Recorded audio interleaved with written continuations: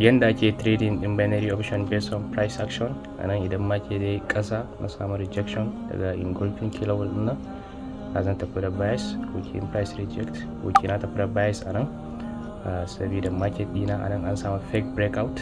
Market yayi fake breakout anan wajen, kunga market ya zo downtrend yayi fake breakout sai aka samu engulfing.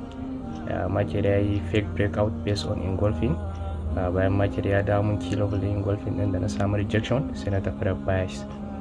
Sannan duk wanda yake so ya join din mu a Telegram, akwai link a bio na, idan ka shiga zai kai ka Telegram channel din mu direct.